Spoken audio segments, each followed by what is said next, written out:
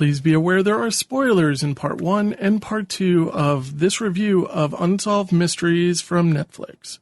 We cover many serious issues in this podcast. This discussion may contain reference to domestic violence, sexual violence, violence against children, suicide, drug use, or graphic depictions of death or dead bodies. It is not suitable for all audiences.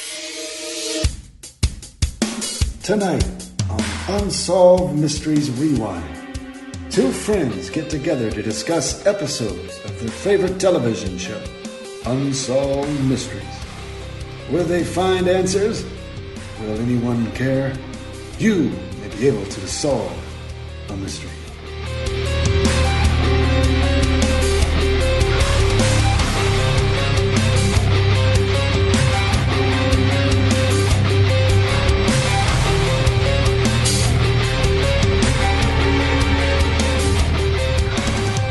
Hello, my name is Kim, and you are listening to Unsolved Mysteries Rewind. I am joined, as always, by my co-host, Mark. Mark, how are you? I'm doing great, Kim. Very excited to come off of this Netflix idea, this Netflix Unsolved Mysteries series that we jumped all over yesterday. Today, I just want to mention, we don't normally talk about dates, so we don't normally talk so much about current events, but yesterday, Unsolved Mysteries on Netflix was released.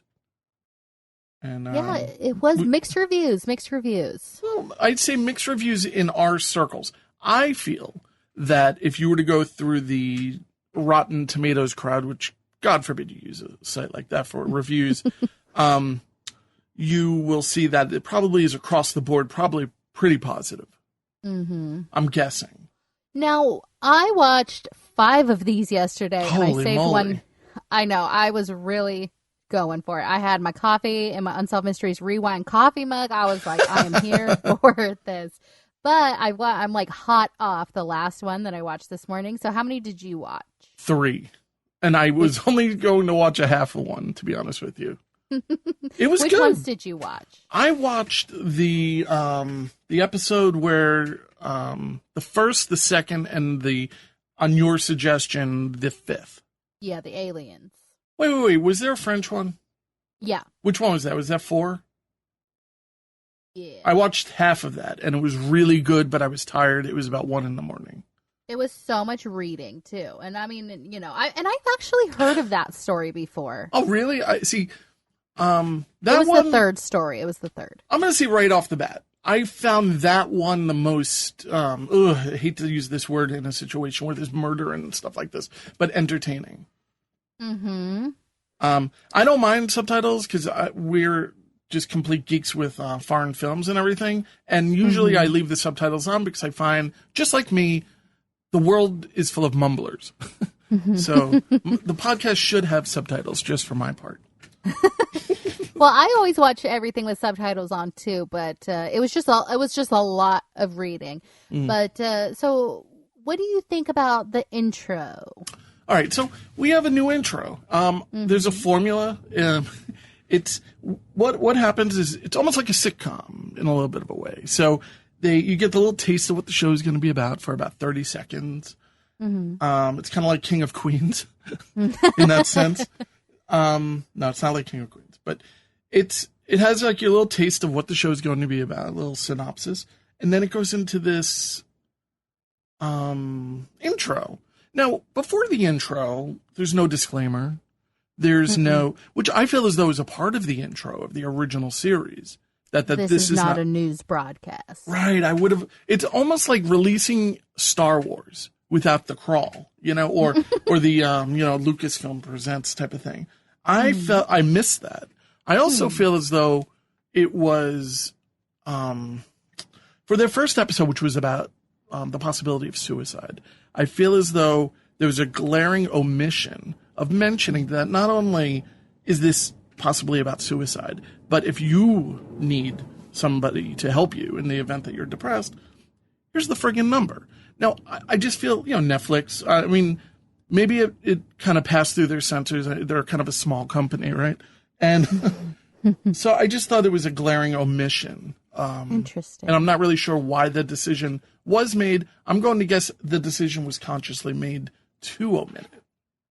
Yeah, I could see them adding something at the end too if they don't want to like spoiler Oh, alert the end that was maybe this is about terrible. suicide. I hated the end crawl. I'm sorry. No, I will say I love the intro. I think it was very creepy. In fact, I would say the intro is probably my favorite part of the new series of I love the Unsolved music. Mysteries. The music I was very jealous of. I was like, oh, we have a cool intro on our podcast.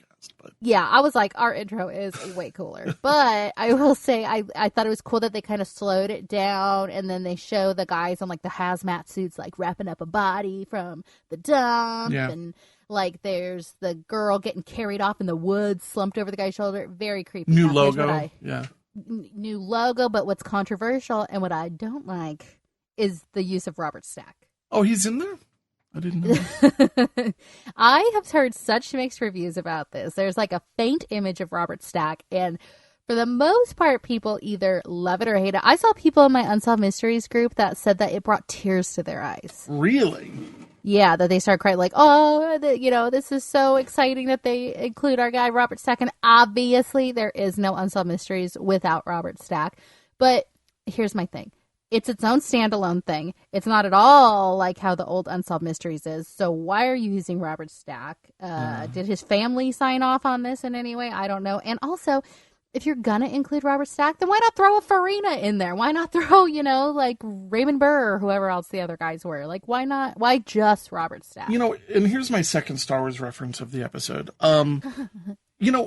Whenever you sometimes have a throwback like this, you have these little dream sequence things where, and that intro was very much like an X-Files type of mishmash of imagery and a collage of stuff. It was a real throwback to the late 90s. It really was. And it's kind of like where Unsolved Mysteries went towards the end of their run. And I just felt, you're right, they should have thrown Farina in there. Is Farina? I always think it's the name of a pet food, Farina. Purina. Yeah, but, he was a genuine big part of this. Was he a fan favorite? Maybe not, but he was a big part of it. Exactly. It felt like such pandering to use Robert Stack. Like, I didn't care for that.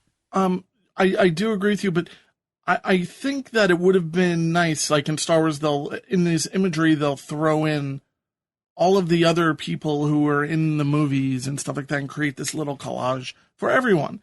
And it just, it's definitely they had to pay the estate of Robert Stack, I would imagine. They're using his imagery, unless they owned it. For me, the amount of money we're talking about with this company, I think it would be a shame if his his estate didn't receive some type of residual for the use of his imagery. I mean, if he's that important to be in the intro, then they should be kicking back a few bucks. I think so too. And to us as well. Well, I will say the biggest problem that I have with the whole thing overall is that it was so slow. Like, the one story format was not working for me. There was so much fat that they could trim. Like, if they did it where they had the first 3 stories in one episode and the next 3 in the next episode, I would probably be on board for this redo. But to me, it's just like Dateline or something. I think that you will agree with me. The storytelling is really good. It's great, actually. It's as good as it gets when it comes to telling the entire story, laying it out, getting these really intimate details. But I wish we recorded this a week ago, because we were talking about what to expect, and I feel as though we predicted the future here. 100%. We said, well, I just thought drone footage. It's going to be drone footage. Everywhere drone footage. And I would say 60% of this entire production is drone footage. Even shots when they're walking and reenacting stuff, it's drone footage. If you, drone footage it looks great, but it's kind of like beautiful. It's like Jurassic Park CGI. It's just a little too polished, in my opinion. Some people love it. Yeah. I don't know. No, I totally do disagree with you on that. I thought it was beautiful, sweeping imagery, like very rich colors and everything. I loved looking at it. And like you said, the storytelling was great. The stories were compelling and everything. But I lost my train of thought. No, well, I mean, I guess I've seen so much drone footage in my life, starting from the very beginning of like when drones could actually stabilize. And this stuff, I mean, they have the best drones in the world filming this stuff. It's all shot in probably 8K. It's beautiful. And it's shot and it's filmed by the brothers who brought us Stranger Things.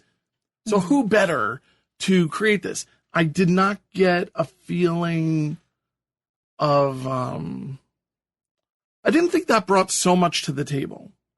And maybe they didn't want it to. Yeah, and I messaged you about this yesterday morning, but I just feel like it really took itself too seriously. I was missing the levity of like bad reenactments or like a missing heirs story. And I don't even like those stories, but like this really took itself seriously, which I mean, it should, because we are talking about murder here. And it is already making some change because at least one of the murder investigations is officially reopened as of yesterday when they launched it. Really? So yeah, and there are like timely. Seems perfectly timed. I know, it's a lot of pressure. In fact, friend of the show, Sherlock Holmes, invited me yesterday to this like Facebook page called Justice for Patrice Endres, who is the second story that they cover. So it's like this is really gaining some traction, and I'm sure a lot of people are like putting pressure on the detectives and stuff like that now. But we basically have 6 stories, and we're not going to go into as much detail as we normally do because they're so fresh, and we just want to run through and give you guys like what we thought of the main one. But before you go into it, I just want to say my only other criticism about the show, because I can't stop with my criticism, is there's droning music throughout the entire thing, and I think that adds to the seriousness of the issue. Now, I think when you say that there's everything is taken so seriously. I feel as though Unsolved Mysteries in general takes everything seriously, even back in the 80s and 90s. It's just they would go through it so quickly that you could really get into it.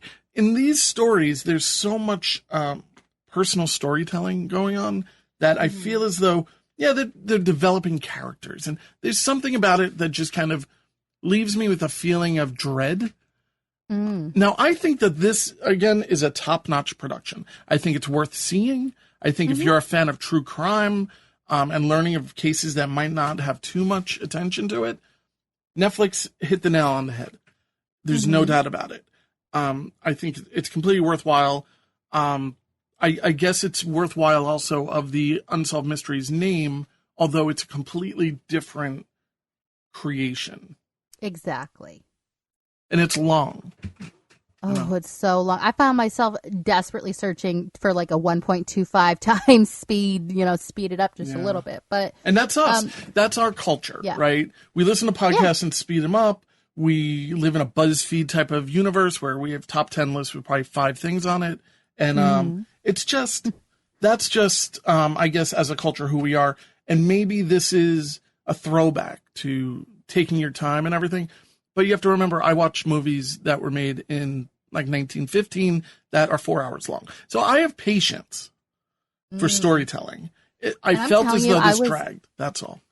I was railed on coffee watching this because I started watching this at like 6:30 yesterday morning. And so I was like, that probably says more about me than it does about Unsolved Mysteries. But I just felt like they really could have summed it up faster. But like the first story. All right, let's get into it. Sorry. No. Is Ray Rivera. He was a man who was living in Baltimore. He had a friend from high school who like kind of lured him out to Baltimore to come work for his company.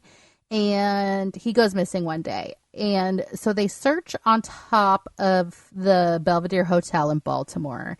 And they find there's like this little church/conference room below that has like this tiny little hole in it. This hole looked like 1.5 feet wide at most. Yeah. And it probably was, actually. Yeah. And so they go into the church and they find his body there. And so we're like, okay, so he must have jumped, committed suicide maybe. Now, we find that the hole in the church was like too far away from the roof of the Belvedere. So it doesn't make sense that he would land where he landed if he jumped from the roof. It's like 45 feet out from the roof. Like you'd have to be running probably about 20 miles per hour in order to get your 280-pound body above this spot. Exactly. And they said there's like air ducts and all this stuff that he'd have to like bob and weave. And he's also wearing flip-flops. Now, they find his flip-flops by the hole and they find his cell phone and they're like, the cell phone is in complete working order. Like, we know that this was placed there. And you and I had the same thought of like, this is a brick phone. Those phones were indestructible. Yeah, I said I washed my Razor phone back in whenever it was, and it worked fine for a year afterward. You know, it was fine. Yeah. And his phone was kind of like scratched up and maybe dented a little bit here and there. Like, it did look worse for the wear. What I thought was incriminating was that his flip-flops were like torn where the thong part of the flip-flop is. Yeah, that's weird. And it looked like where his toes would be, there was drag marks. So it looks like, was he maybe thrown off of the roof? I didn't like it when she was touching the flip-flops. I thought that this was something that was a really dark moment. Ooh, yeah. No, it was harsh and she was like showing his phone. She seems so sweet. I mean, they felt, honestly, just all the murder possibility or the suicide, these two seemed like they were really in love. And I really felt for them. I love her, and I love her mission to bring peace to him. You know what I mean? She doesn't seem bitter either. She just seems kind of beaten, but she just doesn't seem to have been, she hasn't become bitter from this. Yeah, exactly. And so the medical examiner says that like the police are just instantly calling it a suicide, and his body is like basically everything that can be broken is broken in his body, as is consistent with falling off the 11th floor or whatever of this building. So apparently something in his shins were broken in a way that was inconsistent with how he fell, which leads them to say maybe he was like beat up beforehand. I don't buy it. Just because how many people get thrown off a roof maybe, or jumped off a roof, falling through a metal roof. I mean, all of these other variables need to be kind of put in, these things that don't normally happen to people. And the thing is that they keep talking. He's like such a water polo player in high school. That's how he met his friend Porter, who kind of like lured him out to Baltimore. Sounds rich. And the hole in the roof looked almost as if you were to dive off. That's how thin it was. Yeah. So that's kind of where I was thinking. Like I don't think it's possible for, let's say, two men to drag another man and chuck him 45 feet out. In my head, I have this whole like slingshot type thing, but it's like it's unrealistic. Yeah, exactly, because you have to get through the hotel somehow. And they say, he couldn't have gotten to the roof because there was all these doors that should have been locked and all these things to go through. So we later learned that he was there. The wife's like amazing, and she's cleaning out his stuff, and she is searching through every book, everything to try and find like a clue, basically. So she moves the computer, and on the back of the computer, there is a note taped to it that just has the craziest list of rambling, just like lists of movies that he likes. It's shrunk down tiny. It's probably like 10 pages, but it's shrunk down to like 5 font. You don't have these around your house? You know what? Maybe starting to. No, I don't either. Yeah. And I thought it was very, very strange. And she saw that it came from the same day because there were scraps or I guess other versions of it in the waste paper basket. Who calls it that? But the in the garbage, and it was just weird.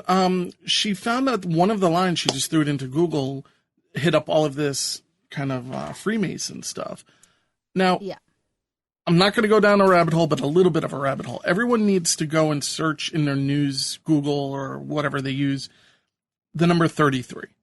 33 is the magic number, right? Not right, but 33 is a magic number. If you type 33 in the news right now, I'm going to guarantee that the news is reported on so many different things that have happened yesterday, a week ago, a month ago, with the number 33 in it. It's everywhere. So my wife was watching this, and she goes, didn't you just see that on the, because I'm trying to convert her into my weird bubble. And she goes, right there, on the third thing, when she Googles it, she's like, it says 33. So I found it, and it's all of this Freemason Illuminati stuff. Ooh. Yeah, and it I'll put a link to the page that they didn't go to. But it was kind of interesting. It's very, very out there. It's like, holy cow, like, I can't believe this might have been the clue that the producers put out there for people to find. Because I feel as though each episode has one of these. No, you read my mind. When I heard this thing about the Freemasons, I was like, here we go. This is why this is on Unsolved Mysteries and not just like a Dayline or something. So but it didn't go anywhere.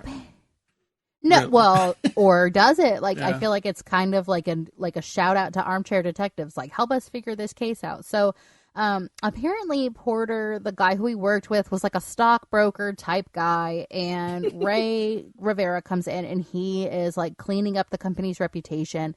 They're in deep with like some Russian company or something Oh or my other. God. And so his wife says like the day before they disappeared at 1 a.m., the security alarm went off and Ray comes down with like a baseball bat and he is like terrified.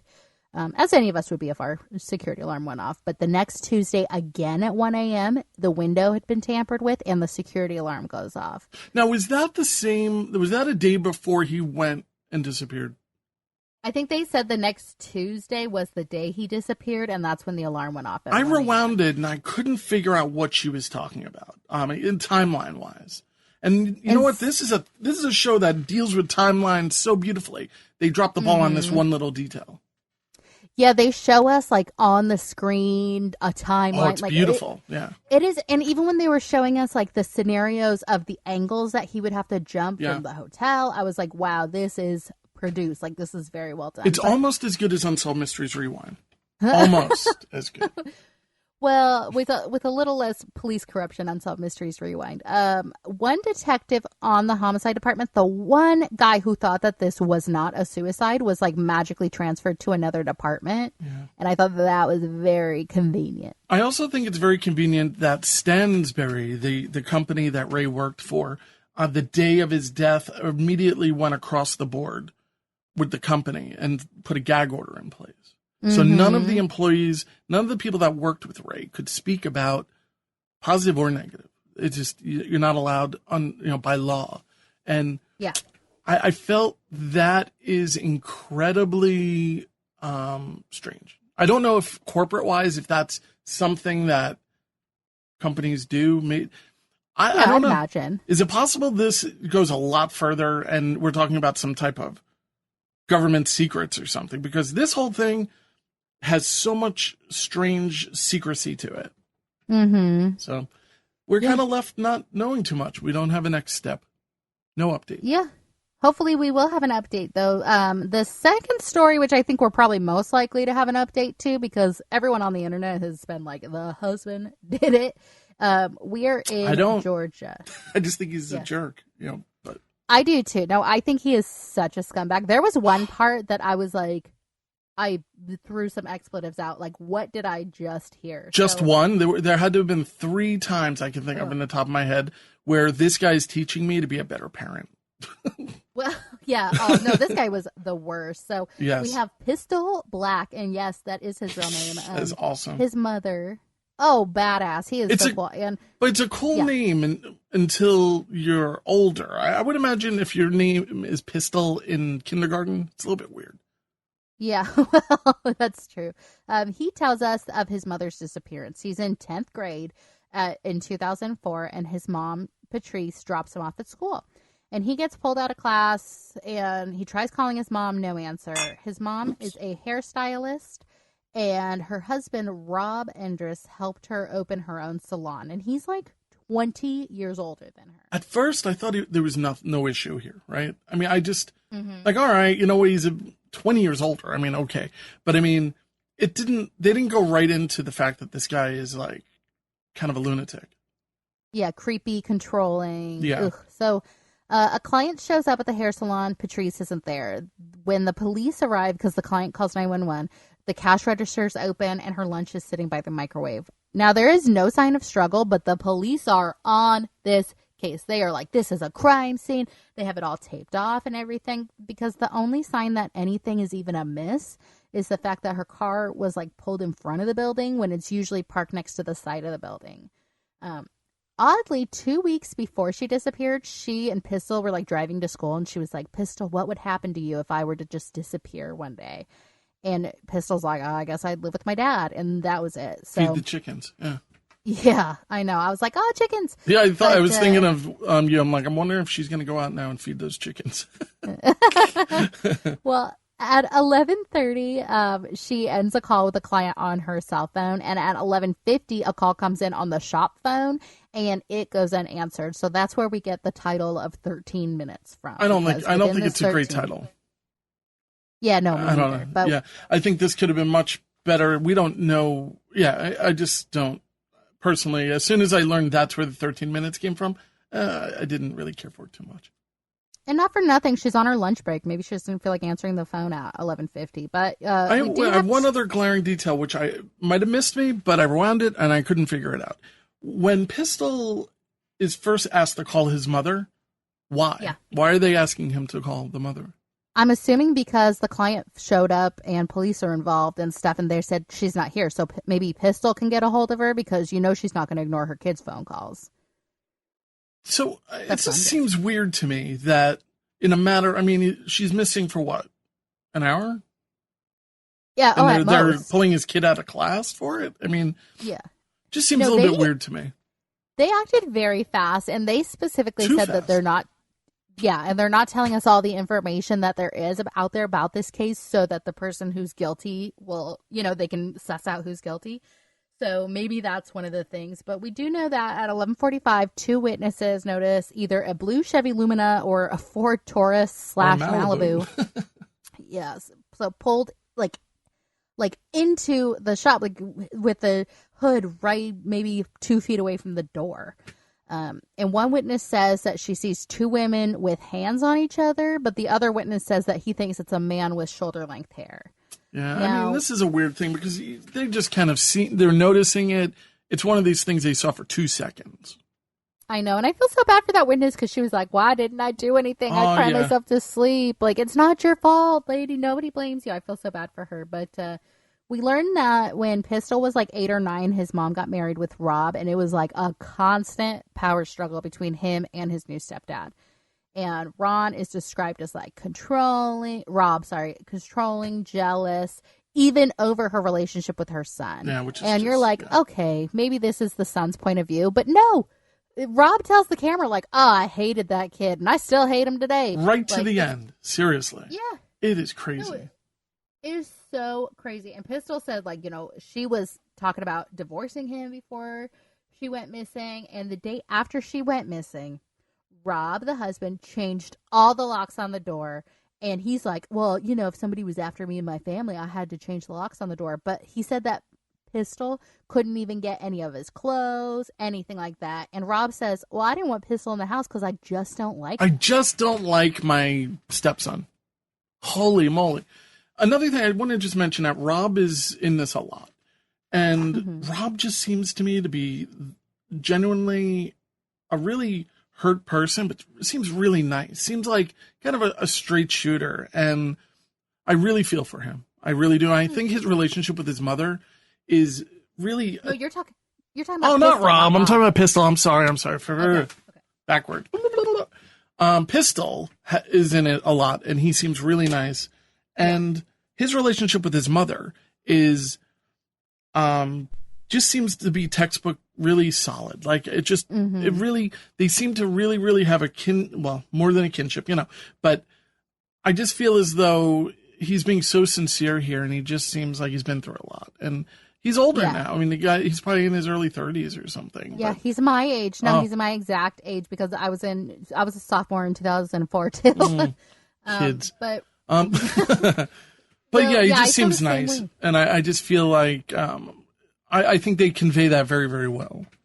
It seems like it was always him and his mom against the world. Like those two, like I feel like her son came first as he should. But that's when I first noticed that they dropped an F-bomb on there. I was like, whoa. I rewound it and I was like, okay, we're going to get some cussing, which I am a huge fan of cussing. It just took me by surprise. It's a little jarring sometimes in documentaries for me, but, teach their own.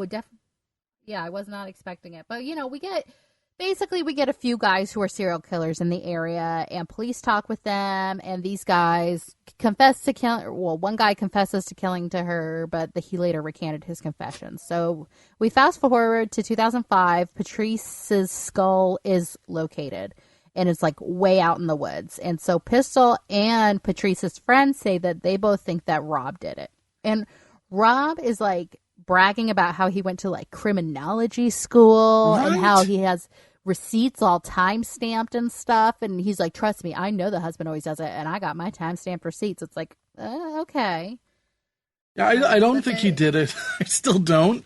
I just think he's a jerk. I just think he's a real monster. And I mean, they go through so many different scenarios of possibilities. It just doesn't seem to me. I don't know. There seems to be a lot of this stuff, and this is where Unsolved Mysteries kind of falls into what they used to do back in the 80s and 90s, where when a woman tries to leave a relationship, you say this all the time, it's the most dangerous time to be with them. Mm-hmm. And this is a scenario that I think they're trying to really bring home. She said to somebody that she wasn't happy anymore. I don't know that there's any evidence of that. Was there? No, well, Pistol said that there was divorce on the line. I think she told her sister she's not happy, but there's no, like, proof that she said that. Yeah, there's no, like, legal separation. There's no other bank accounts that we know of. And it falls into that category pretty easily. I felt like Rob's eyes were all bloodshot and welling up sometimes. Everyone said online that he was fake crying because that's not how real people cry, and I don't know, but and a lot of people said it was creepy of him to sleep with the ashes. I personally don't think that's creepy of him to sleep with the ashes. What I do think is creepy is that he refuses to give Pistol any of the ashes. And here's my number one, like, what did I just hear moment. So the police comb the woods. They find, like, most of her bones. It's been 20 months and, animals and insects and stuff. So it's just bones at this point. So Rob goes to the funeral home and he's like, lay her body out for me so I can see her reassembled is the word. Yeah, I hated the word. He could have used any other word. Buy a thesaurus, old man. Yeah. He was like, basically, put her back together. Let's see what I got. So they're like, okay. So they lay her out, rib over here, her legs over here, whatever. So Rob says that they left him alone with her, and he, quote, carried her head around for a while. And kissed it. Now, yeah. I mean, I'm not going to judge somebody who's gone through something so horrible. Because I think that this is something that would really, really screw with your head in so many different ways. Sure. I think sleeping with the ashes, I think that it was, a lie. Because he barely knew where the ashes were. Mm-hmm. When everyone made a big deal about it, like a teddy bear, I was expecting the ashes to be inside of a teddy bear. Yeah, because they do that sometimes. Oh, really? I mean, I don't know. I mean, we love our spouses, right? I mean, God forbid something were to happen to them. Knock on wood. We would want, seriously. And it just seems like we would want that moment again. And you take it under any circumstances. So I'm not going to judge him for doing something that can be perceived as completely batshit crazy, sorry for cursing, on the outside, but until you're in a situation like this, I cannot imagine that any of it all goes out the window, I would imagine. I agree with you. And I do agree with you that I would totally, God forbid if my husband were to die, I would totally cuddle with his ashes. I would do all that stuff. I don't think I would carry his head around at the funeral home and, like, talk to it and kiss it and stuff. Like, that's just me. It's such a cute head, though. I mean, I have to agree. I just don't, I'm just not going to judge somebody for doing something so crazy. And it is crazy. Now, let me throw this out at you. Hypothetically, of course, allegedly, is that a way to justify why his fingerprints are on it or something? Like, I don't know. It's a good point, but I don't think the fingerprints would be on the bones. Yeah, we're definitely past that point. But yeah, so everybody online, the general consensus is like, let's look into this Rob guy. I agree, everybody grieves differently. You can't judge guilty or innocent by how someone grieves, but I can judge, like, what the hell about how he grieves. Like, I'm not going to say he's the son something. He could put it in, like, a necklace or something, or like ornate, and say, you know what, I know I've been a terrible father, but I know it's a nothing gesture, but it's something. Sorry. Sorry for being such a jerk. It's like you don't even need to have anything to do with it. You can give it to somebody, a third party, and do it. So yeah, I just think that it's the guy seems super, super selfish. And more than what it, and then it's what Pistol would want, is I genuinely believe that it's what Patrice would want. Oh, there's Is no for doubt her son to about have it. some of her ashes. So we do get to the French story, and it is a good story. Like I said, I've heard it before. I've heard podcasts where they cover this story. So We have to put in the beginning of this episode, the spoilers are abound. Oh yeah, that's a great idea. But so just the cliff notes on this version, we're in Nantes, France, and it's this sleepy little neighborhood. There's lots of royalty. Yeah, it looked adorable. Yeah. We meet this guy Xavier. He is a businessman and a count. And we have a mother, Agnes. She is the Catholic school teacher. They have 4 gorgeous children. 20-year-old Arthur. Family. I mean, aside from the guy with the bad tooth, they're just a great looking family. Yeah. I'm going to Americanize these names, so sorry, but we have Arthur, who's 20, Thomas, who is 18, Anne, who is 16, and Benoit, who is 13.